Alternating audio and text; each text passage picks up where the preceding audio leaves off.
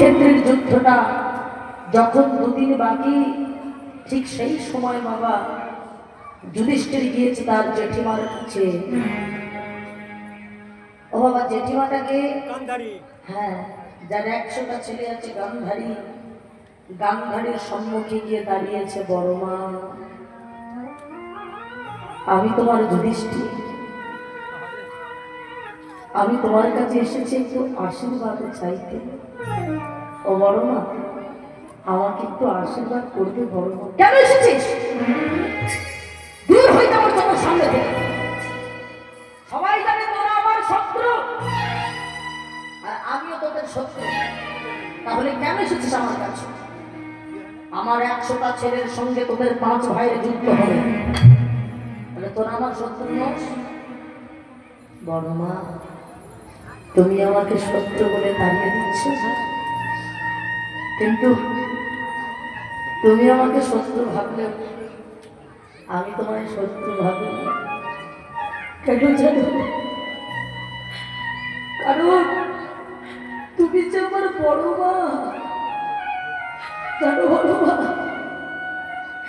আমি আমার নিজের মাকে এখনো প্রণাম করিনি। কেন জানো? শুনেছি সংসারে যারা জেঠিমা হয় তারা নাকি বড় মা হয়। গো মায়েরা, তাই তো? তুমি তোমার মায়ের থেকেও বড় গো। আমি আমার নিজের মাকে এখনো প্রণাম করিনি। কেন জানো? তুমি আমার বড় মা। ও বড় মা, তুমি আমার মাথায় হাত দিয়ে আশীর্বাদ করো না। আমি, তুমি তো চাও আমরা 5টা ভাই যেন মারা যায়, তুমি তো এটাই চাও বড় মা। তাই তোমার কাছে এটাই নিবেদন, তুমি আমার মাথায় হাত দিয়ে একটু আশীর্বাদ করো বড় মা। আমি এখন যেমন কৃষ্ণ ভক্ত হয়ে বেঁচে আছি, আগত জন্মে আমি যদি মারা গিয়ে আমার ভবিষ্যতের জন্ম নিই, আমি যেন আমার কৃষ্ণ ভক্ত হয়ে জন্ম নিতে পারি।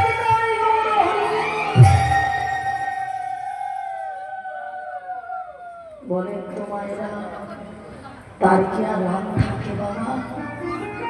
যত বড় পাষাণী হোক না কেন, কোন মায়ের পা ধরে কোন সন্তান যদি একবার মা বলে কাঁদে, যদি একবার মৃত্যু ভিক্ষা চায়, সেই মা কি আর মৃত্যু ভিক্ষা দিতে পারে?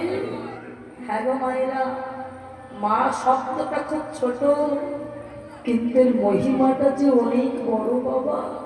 হ্যাঁ, এর মতো সুন্দর ডাক এই পৃথিবীতে আর হবে না। হবে আজকাল সন্তানদের আমরা বড় হয়ে আমরা ভালো কিছু শেখাই, কি মাকে মম বলো, মাকে মামনি বলো, এই ডাক আর মা ডাক দুটো কি এক বাবা?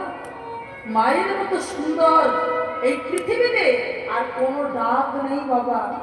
আপনি দেখবেন অনেক পাষাণী ব্যক্তি আছে, তাকে মা বলে একবার যদি সম্বোধন করেন, তার মনটা আপনার থেকে কোথাও গিয়ে যেন দুর্বল হয়ে যায় বাবা।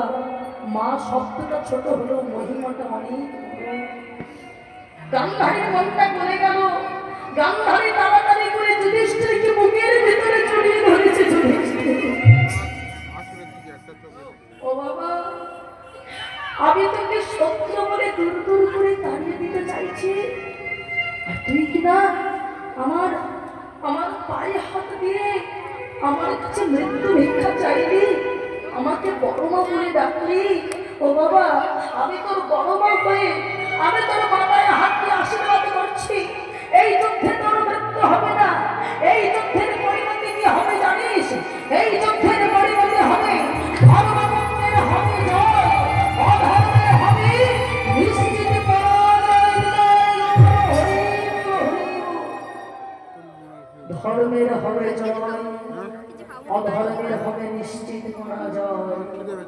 মায়েরা, গান্ধারী খুব ভালো করে জানতো তার 100টা ছেলে অধর্মের হয়ে লড়াই করছে, ধর্মের হয়ে লড়াই করছে পঞ্চপাণ্ডব। তা সত্ত্বেও মা হয়ে মুখ থেকে আশীর্বাদটা বার হয়ে গেল, ধর্মের হবে জয়, অধর্মের হবে পরাজয়। কেন বলেন তো? ওই যে একটু আগে বলে গেলাম না, যদি পেতে চাও কিছু আগে হও নিচু। নিচু হয়ে যদি প্রণামটা না কখনোই দিত না বাবা। যেই না আশীর্বাদটা পাওয়া হয়ে গেছে, যুধিষ্ঠির যেই না চলে যাচ্ছে, ভগবানের পিছনে দাঁড়িয়ে হাসছে, যুধিষ্ঠির আমি জানতাম আমি হয়তো সব থেকে বেশি বুদ্ধিমান, এখন দেখছি তুমি তো আমার থেকেও বেশি বুদ্ধিমান। আরে বাবা, সবাই তো পরীক্ষা দিয়ে পাস করে, তুমি কিছুটা পরীক্ষাই দিলে না, অথচ তোমার রেজাল্ট আউট হয়ে গেছে। হ্যাঁ, এখনো তুমি পরীক্ষা দিলে না, এখনো যুদ্ধ হলো না, অথচ যুদ্ধের ফলাফল ঘোষণা করেছে নিজে গান্ধারী, ধর্মের হবে জয়, অধর্মের হবে নিশ্চিত পরাজয়।